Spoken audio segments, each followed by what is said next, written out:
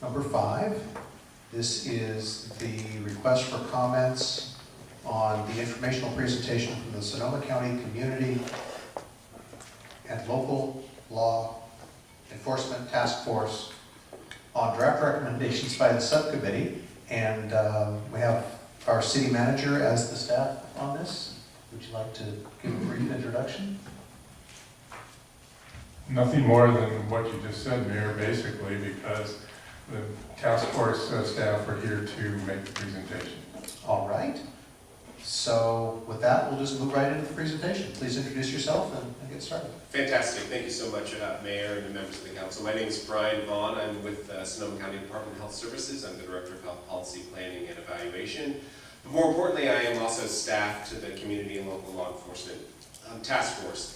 So just before I jump into the presentation, just want to recognize a few members of the task force here. To my left here is Robert Edmonds. He is Vice Chair of the task force and also a member of the Law Enforcement Accountability Subcommittee.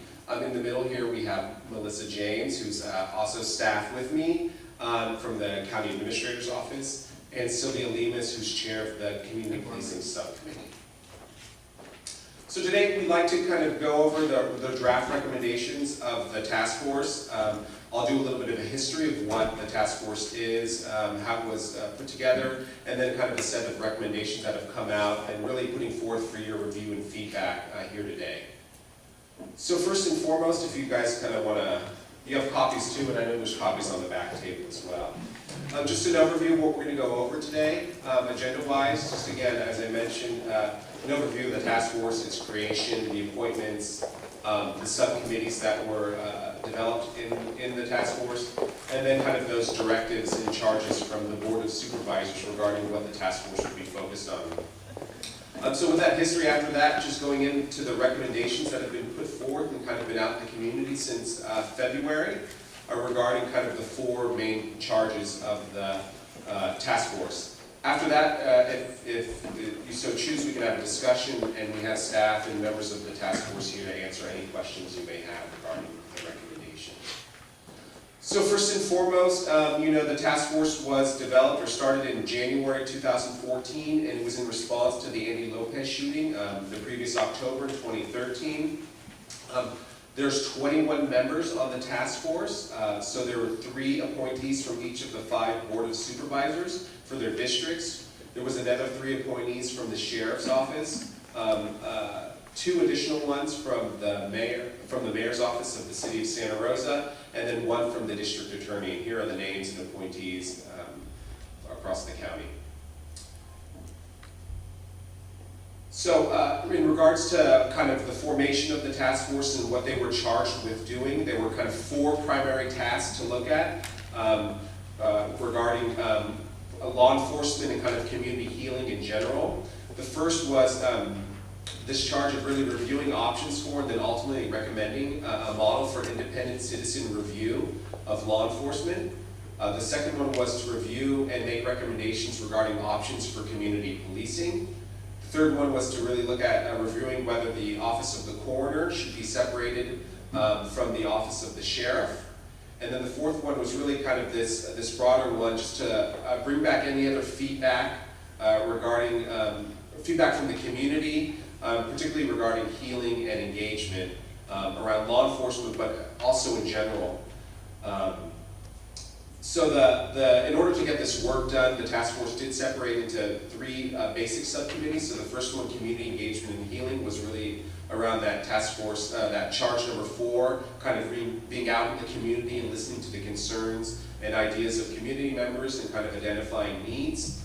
The second one was the community policing subcommittee, again, to address those issues of recommendations of enhancing community policing where possible, investigating potential gaps here in the county, and then making the recommendations, as I mentioned. And then the third one is that local law enforcement accountability subcommittee, which its main charge was to look at the coroner piece, and then also to make that recommendation regarding what a potential oversight organization might look like. So just kind of looking at this broadly, when we're talking about law enforcement, I know that the task force and the members looked at this very broadly. Again, and kind of this idea of law enforcement accountability, not just being whether there was right and wrong done by the law enforcement, but really thinking about it broadly, about protecting civil rights, how to support effective policing that's both respectful to the community and also to the officers and staff involved. Looking at it through the idea of managing risk, building bridges and really outreach and community engagement as well. So thinking about law enforcement really broadly and all the effects and influence it has on the community in a broad way. So regarding those recommendations, so the first set here with the Law Enforcement Accountability Subcommittee, there were kind of 3 recommendations that they put together. First and foremost, on the first piece of kind of considering an oversight body and making recommendations there was some specific language around assessing whether the civil grand jury would be a feasible organization to provide that oversight, and it was determined by the task force members that it was not a feasible option. So with that, then they kind of shifted to what would be a model that they wanted to look at, a model to investigate and to really see what the potential possibilities are on that. So they did create a model, which I'll get into, regarding an Office of Independent Auditor, or an OIA, as they're calling it, which I'll jump into in the next slides. And then the third piece was really to make that recommendation regarding the Office of the Coroner being potentially separated from the Office of the Sheriff, which I'll also get to in a little bit more detail. So regarding that first piece, it was determined by, again, the subcommittee members that a model for independent oversight, law enforcement, again, the grand jury was just not a feasible model to provide that oversight, that they weren't empowered, and the nature of the grand jury here in the county just wasn't going to fit the need of what they thought was an effective oversight model. And so, again, shifting to this idea of then creating a broader Office of Independent Auditor. They also included in this, so when we're talking about an auditor, it's also additional functions in just having this audit ability to look at investigations, but really as this hub of also community engagement. So with that recommendation, they also put forth, as part of the OIA, to make a Citizens Advisory Committee and also a Youth Council be a part of that auditor's office. On the issue of the coroner, it was determined that while there wasn't any investigation or any evidence of wrongdoing, there was a potential perception regarding the coroner and the sheriff being a dual elected position. And so there was a recommendation here just about, for the sake of limiting any potential conflicts of interest, that they should be separated in independently elected positions when that's feasible down the line. So the next charge, as I mentioned, in the next subcommittee's work was really regarding community policing. Again, similar to the law enforcement accountability, we looked at community policing very broadly. So this idea of community policing is not just practices of being out on the street, having patrol officers out there, but it's really a philosophy. The subcommittee members went out and really not only talked to law enforcement agencies here in the county, but also nationally. And we're looking at national models that are out there available, best practices from states like Washington and Utah. And really, again, this idea of community policing being a philosophy that promotes organizational strategies and really kind of permeates the day-to-day work and perspectives of how law enforcement comes together and provides the service to the community. So the Community Policing Subcommittee put forth 8 draft recommendations on a whole host of items. I'll dive not into all of them, but kind of the highlights here, but this is a summary of what they are. So one's covering really improved responses to critical incidents that happen here in the county, enhancements to current law enforcement programs and activities, again around community engagement, improving community outreach, developing a potential pilot program that kind of puts all these concepts and theories together in the Moreland area with a direct response to the incident that created the task force, improving hiring, training, and cultural diversity amongst law enforcement agencies here in the county, enhancing alternative use of force practices, improving hiring practices, which is actually a double to number 5, that there's overlap. There's some updates here. And then making some policy recommendations regarding body-worn cameras and how they get utilized by law enforcement here in the county. So one of the big items that the subcommittee spent a lot of time on was really this idea of how to improve response to critical incidents. So they really looked hard at what the current kind of response is to incidents that involve particularly shootings or death, and looked a lot about the supporting characters in these incidents. So not the victim or the perpetrator, but actually the families that are associated. We had a set of families who came and spoke to the task force, and also in discussions with law enforcement about how they kind of view these situations, their needs, when we're talking about crime scenes. And there was an identified kind of gap there, that what are we providing, or what is law enforcement more importantly providing for the needs of stakeholders? So people who are around or associated with the situation, family members, for example, who weren't a part of the event itself. So there was a whole host of recommendations made regarding this critical incidents response, having street-level staff who can kind of negotiate and work with the community that may not know what's happening in certain situations, understanding the impact of these events on the lives of people who are associated with them, and kind of how we provide service and support that. Also taking into account the law enforcement's needs in these situations as well. And then, first and foremost, really how this could foster trust and goodwill between law enforcement and the communities they serve. Another recommendation was regarding improving hiring, training, and cultural diversity. So really just looking, taking a snapshot of what the current workforce looks like. And there was a report by Human Resources, particularly on the Sheriff's Office, and there was an underrepresentation of minority populations, women, Latinos on the force. So they thought this was a very important recommendation of increasing that outreach and enrollment of particularly people from the communities that are being served. So really this idea of committing to these broad and effective philosophies by having communities be a part of who they're hiring, what their force looks like, and ultimately creating this opportunity to have people come and serve their own communities. Also, with this, an attempt to serve better Latino populations as women, as I remember, there was talk of doing more training on cultural diversity, Spanish language training, so just to better serve these kind of underserved populations, or underrepresented populations as well. There was also a piece, as I mentioned, on enhancing alternative use of force practices. So not necessarily in regards to the law, but there are agencies that we discovered, or the group discovered around the country that did add, in addition to kind of what is that legal line between use of force, but just additional policies within their departments that they thought were needed in order to even just prevent or mitigate certain tense situations. So the task force members really looked at different models out there and put together what they thought is the best policy for this kind of alternative use of force practices here in the county. And then the third set of recommendations, as I mentioned, this subcommittee on community engagement and healing, they were really focused on looking at the strategies and activities that foster community engagement and healing through community dialogue and interaction. So really in a lot of ways, reaching out to the county-wide, but also those pieces and pockets of the community that feel like they're not served well by government in general, but also by law enforcement.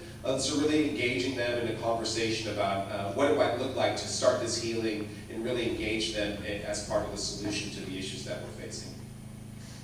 So this subcommittee also made a set of 10 recommendations. They're fairly broad, and but spanning from offering additional counseling and mental health services, doing some community engagement and community building with some pilot mural projects, really also focusing on the kids and how we get them engaged and civically active. So looking at stuff like social action music centers, so really how to give kids opportunities to develop in our areas. Looking at the Roseland development, restorative justice, thinking about this idea of how we make that interaction between students and law enforcement also better and create more touch points there. So looking at school resource officers and community service officers. So in a lot of ways, to build understanding and kind of do some community building, to be frank, regarding law enforcement, but also in general. So some of the key recommendations that highlighted here is this idea, or this proposal to do additional counseling and mental health services, particularly in the areas of highest need in the county. So really looking at that school setting, the K through 12 setting, really looking at that portion of Sonoma County, so that disparities report that was published last year, and also having kind of their pulse on what's happening local and nationally with additional events with law enforcement. Again, like the other subcommittees, looking at different models, both local and on the national level, and then really making a call to action for CDOs, so our community-based organizations can also be a part of this answer, and to engage them as well in this process.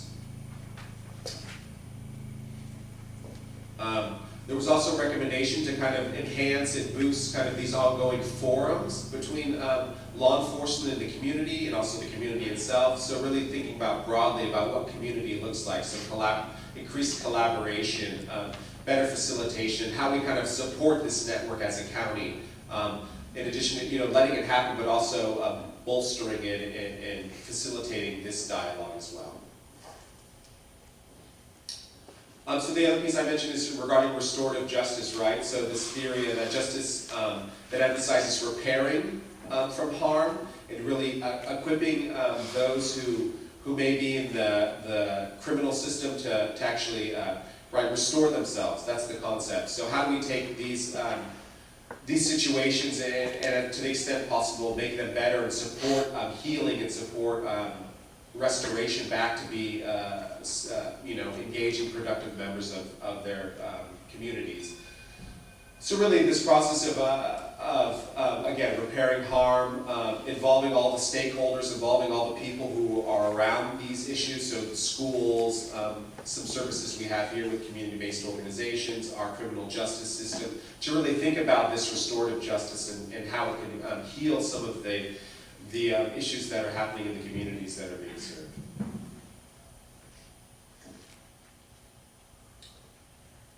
And then there was a big piece again on, I mentioned this interaction, right? So this education on law enforcement practices and policies. So this kind of identification that there needed to be more positive interactions between the community and law enforcement as well. So how do we engage the communities and the members of the community in that process? So an enhancement of those citizen academies that happen here and there across the county with different agencies.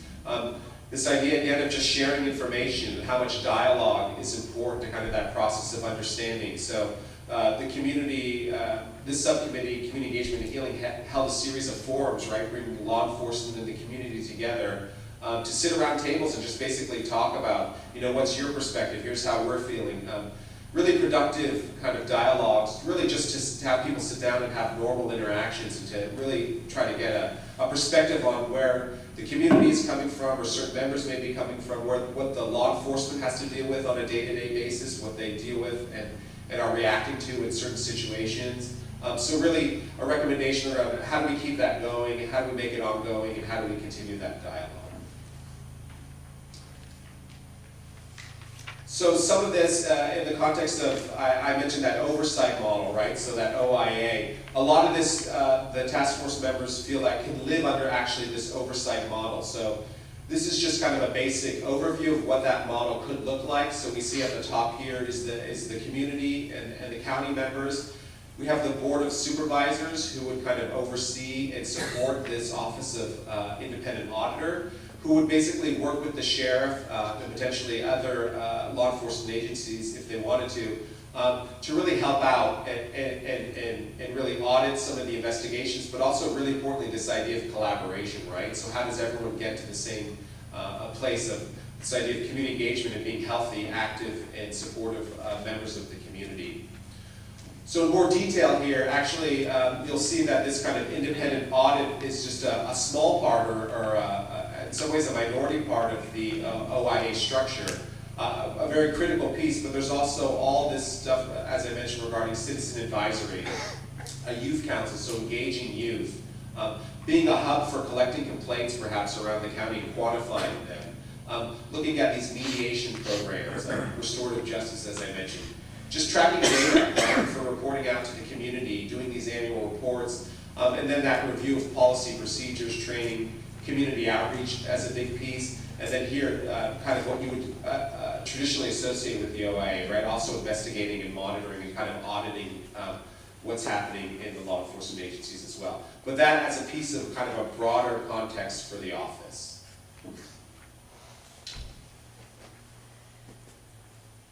So as far as kind of what's happening now and this being a process of that, really, you know, I know the task force is really keen on having partners around this, right? That it's not just going to be a set of recommendations that are hopefully going to just sit there on a shelf, right? It takes partners. So part of this is coming out here to the city here of Sebastopol is really having this conversation, allowing for feedback, and really trying to engage in the conversation and being a productive part of what may happen after they present their findings to the board and all those kind of next steps of actually then implementing this process. So I know the members are looking for partners, looking for champions, and so these are just a few of kind of the organizations that they're going out to now to kind of engage and kind of get feedback on the recommendations themselves. So feedback, I gave you kind of a high-level snapshot of the recommendations. There is a website that has the detailed recommendations on there, a write-up for each one of those that was made, a little bit of context for it.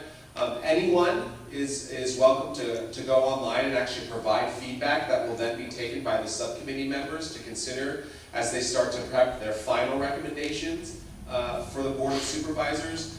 So they can take feedback by email, by letter, or on that website. You can send it to Melissa here. Her email there is on the bottom.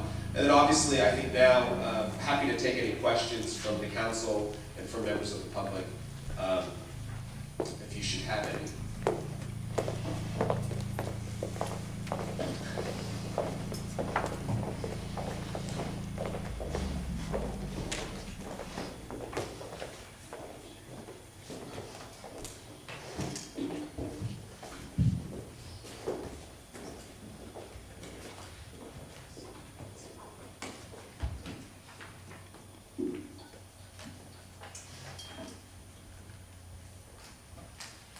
Okay, thank you for the presentation. Do any council members have any questions?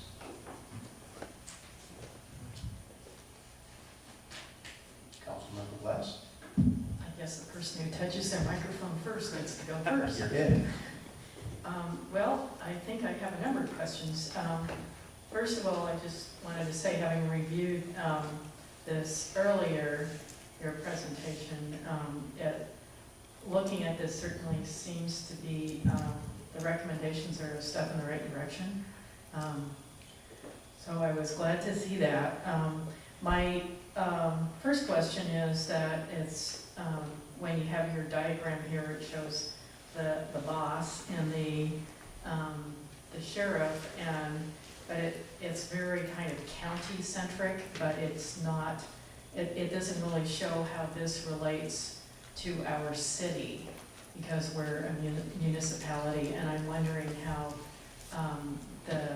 what you're recommending relates to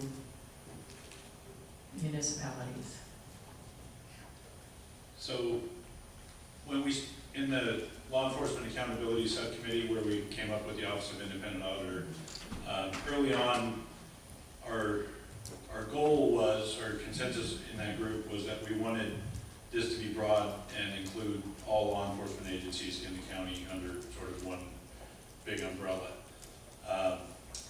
Structurally, that became almost an impossibility for us to mandate that, partly because we're making recommendations to the Board of Supervisors. What we came up with is something that will work for the Sheriff's Office specifically, but with the idea in mind that we're developing best practices that municipalities can buy into and potentially figure out, how to develop memorandums of understanding in order for the municipal police departments and the school police departments to also work in conjunction. So some of that stuff, this is going to be an ongoing process, and we recognize that for this office, that we need to develop something that can function under the current state of laws and allow some independence in that office to develop and expand and include other members of the community.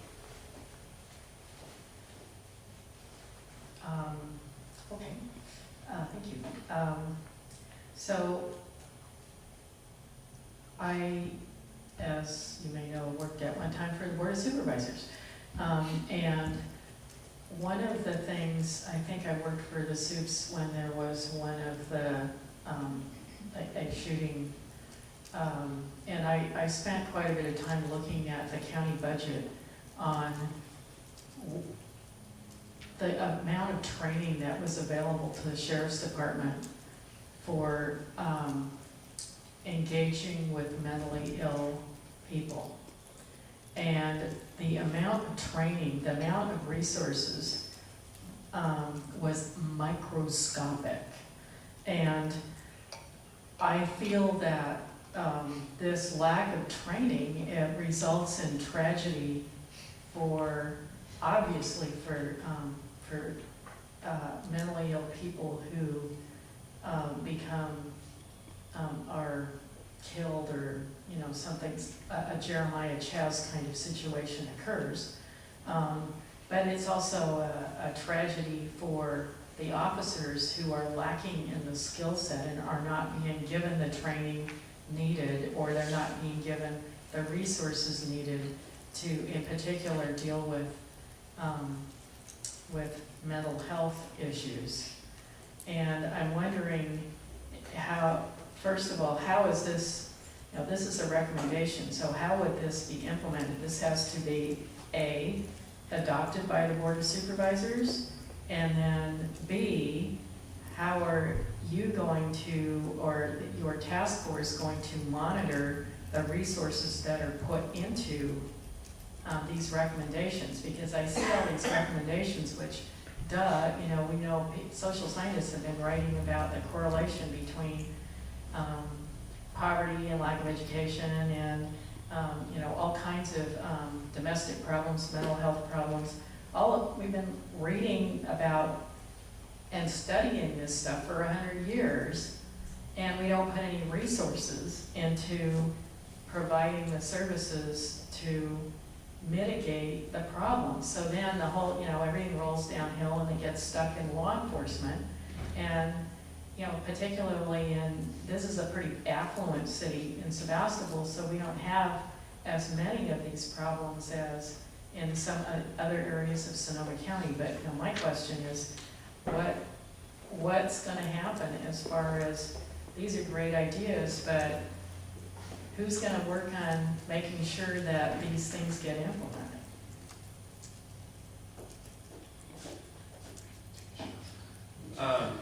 So it's a good point.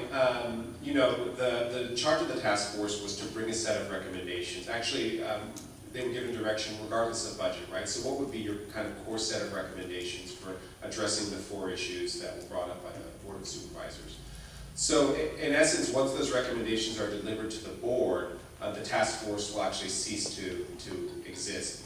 I think to maybe, Robert might want to speak of this, but potentially that office of the OIA, right, is going to hold a piece of kind of this data and tracking and kind of really thinking about how we implement certain of these recommendations, if the board so chooses, right, under this model, and would be responsible. You know, they have tracking as part of data, policies and procedures. So I would assume that it's under there as part of a tracking mechanism, but that would also be how it's ultimately put together. But I believe it's in the recommendation, correct, as part of the functions. It is, actually, so for me, I've been working on law enforcement stuff for a long time. And for me, one of the most important pieces of this is the policy procedure training component to the Office of the Independent Auditor. And I think that really offers a way going forward to make sure that there's community input and that the interests of the broader community are included in that conversation. And so having that Youth Advisory Council and the Citizen Advisory Board are a huge piece of that. And also, just to speak to the membership of the task force, we're a pretty broad-ranging group with different interests and different outlooks on things. And we really have taken this very personally.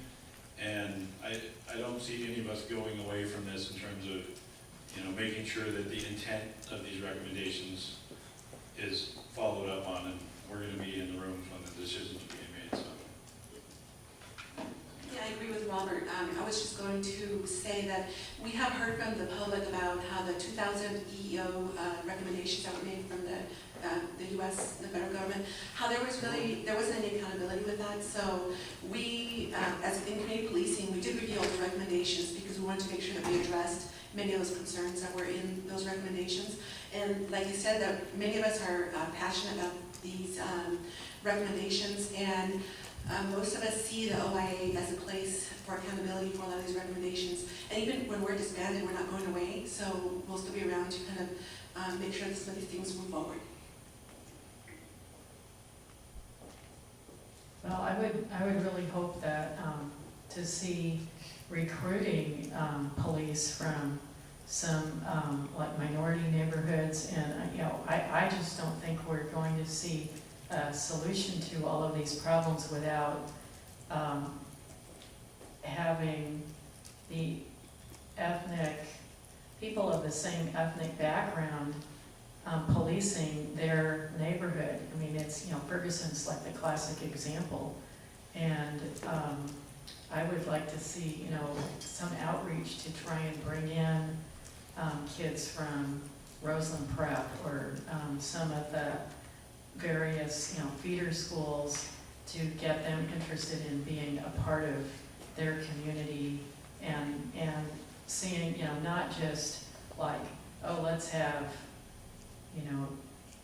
15% minorities in a neighborhood that's 85% minorities. That just doesn't make sense to me. So I hope that you're successful in bringing more of your communities, like diverse communities, into particularly into the sheriff's office. And I also have to say I want to also at the same time commend our police department, which is, I think a pretty good example of community policing. When my daughter was out in a park, the chief probably remembers this story, at 2 o'clock in the morning with a bunch of her friends, goofing around.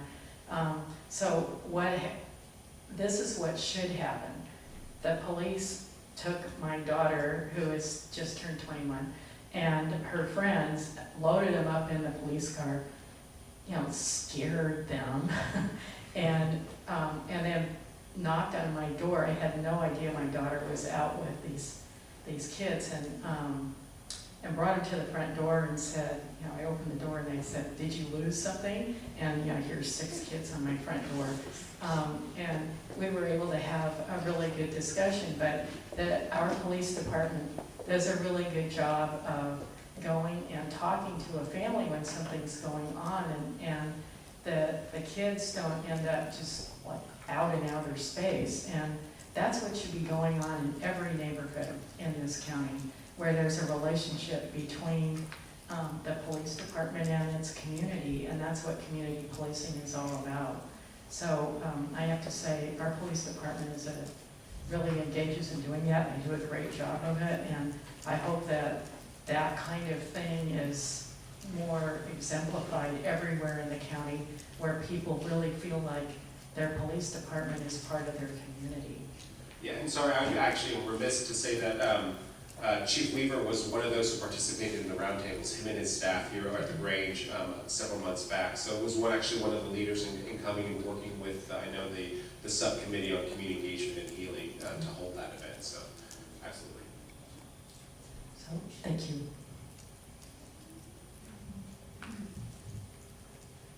Any other questions? I have a couple questions. It's a shame it takes a tragedy like the death of Andy Lopez to bring about this movement. I have some questions here. I'm unclear what the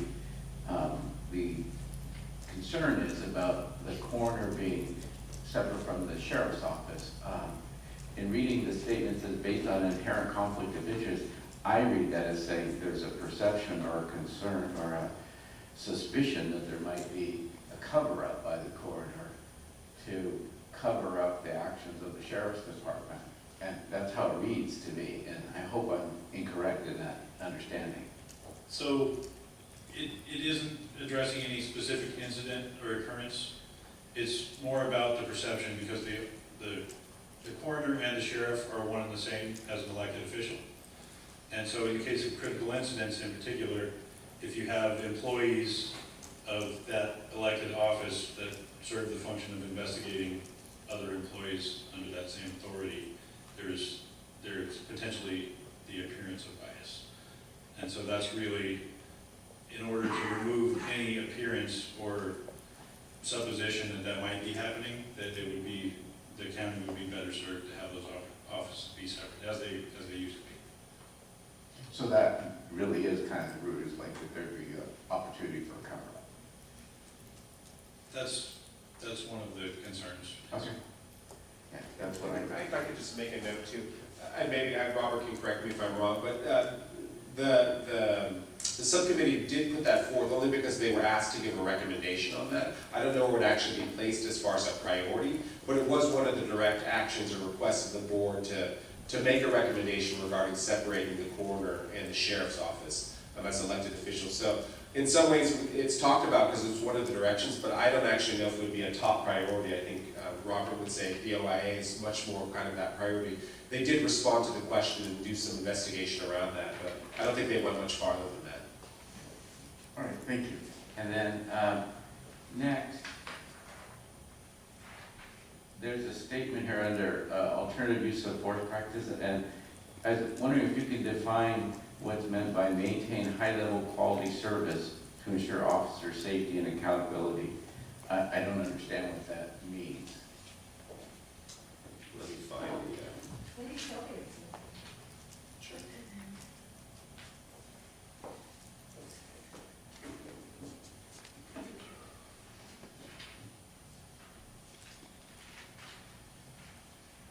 And mostly the high-level quality service that's kind of undefined. What page? What page is that on? It's under enhanced alternative use of force practices. I'm sorry.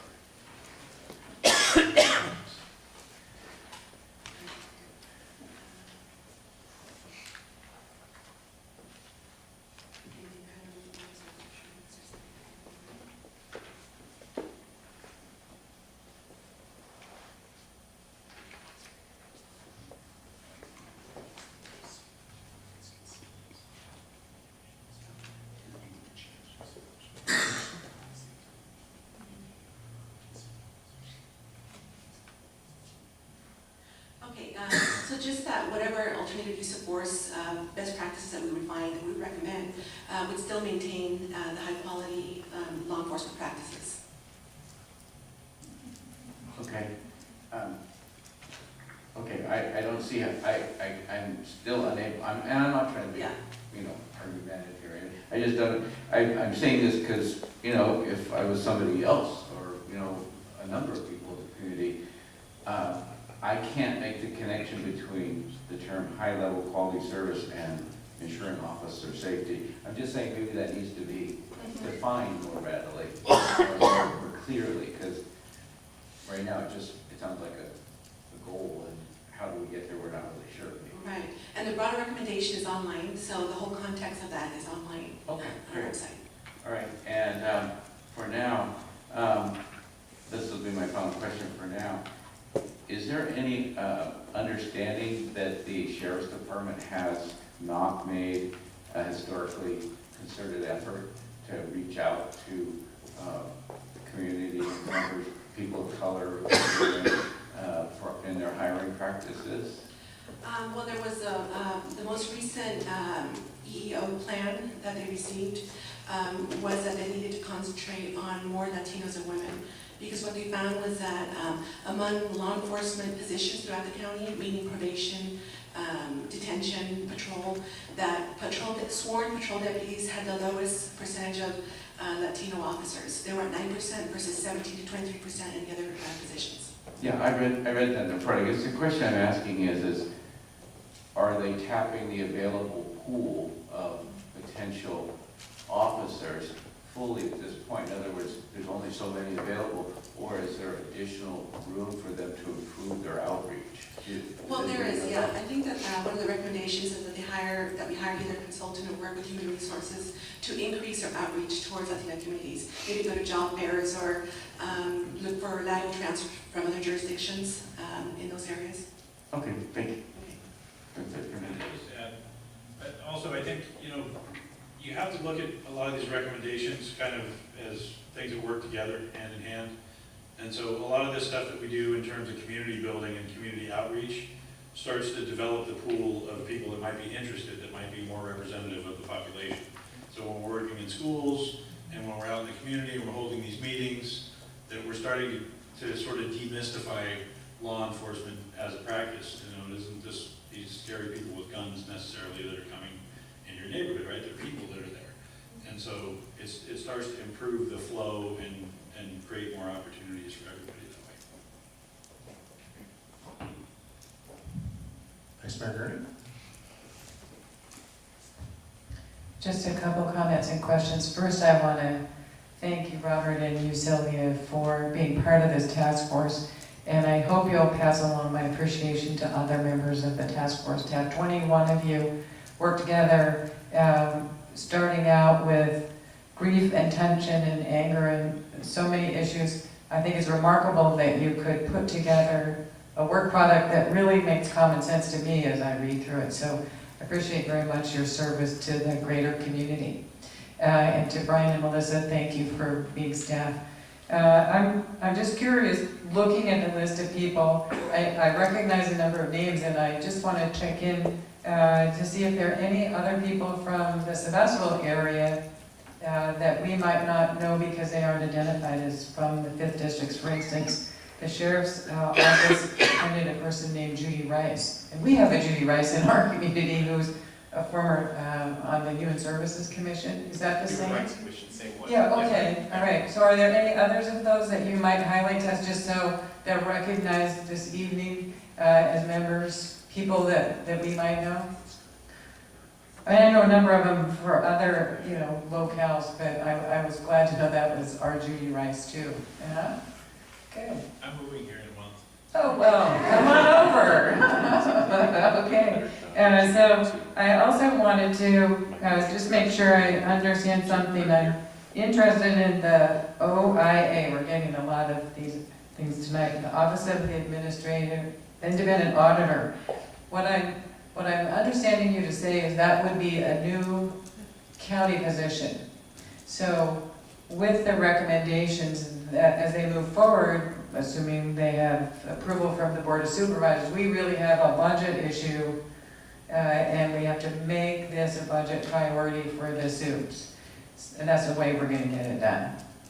So I think that's just a really important lesson we always have to remember. If we want things, we end up having to pay for them and they prioritize over something else, like roads or libraries or whatever it might be. And I was interested too to see the structure where there is the Citizen Advisory Board and the Youth Council, because to me that provides really important opportunities for citizen participation, particularly youth participation. Because I saw when you were looking out to the group, what did you call them? This community organizations, CBOs or something. I was looking at that group and I wanted to share with you the one concern I have is that we do reach families effectively. The notion here was to look at city governments and school districts, so I'm thinking of electeds in those cases, and I really hope this filters down to the families and the children. I think earlier council members mentioned that when it starts falling apart, and I talked to Brian about this before the meeting, when it starts falling apart often, one thing goes wrong for a family. I see this in my family law practice too, dealing with people transitioning out of relationship. The money falls apart, the medical care falls apart, the transportation falls apart, the job falls apart, the housing falls apart. I mean, it can really cycle down. So I'm hopeful that the group can reach deeper than official bodies and, you know, formal people and get to those in need and those who are vulnerable and make sure they're helped and actually participating. So a couple of suggestions, you know, there are parent organizations in the school setting. There are caseworkers that help families in any number of branches of government, like through the DA's office, the Department of Child Support Services. I don't know, even DHS may have some people. There are mental health professionals who serve families in transition and trouble.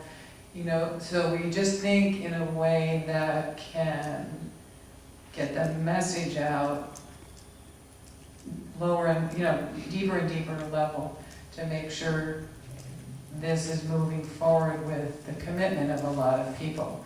Because I believe once we live in a world where we look at each other as human beings rather than, you know, officials or somebody in some role, we're going to be a lot safer.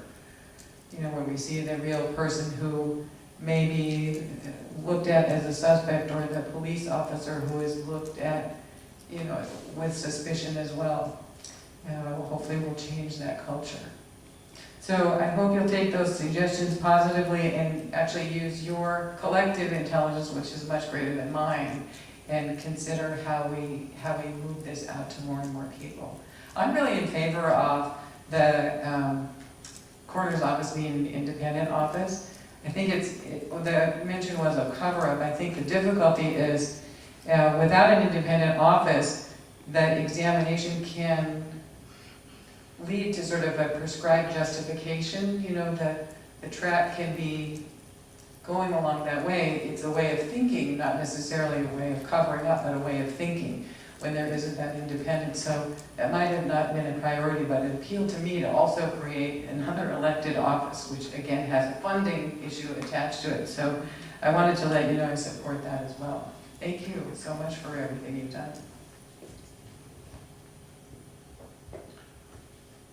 A couple of questions on my part. What model do other counties have as far as the sheriff and the coroner offices? So, quite a few of the counties in California have the sheriff-coroner combination.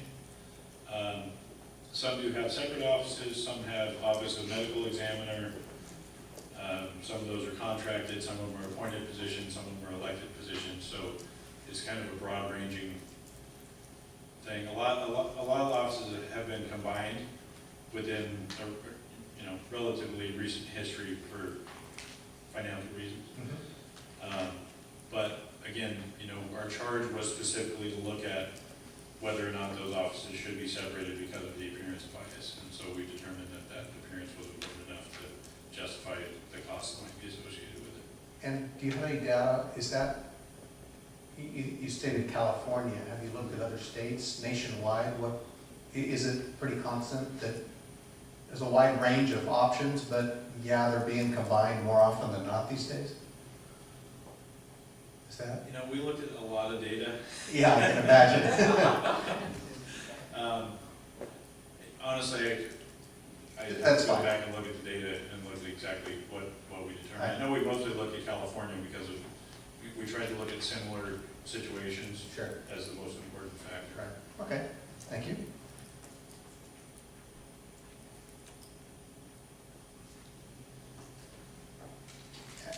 A couple of comments that the idea of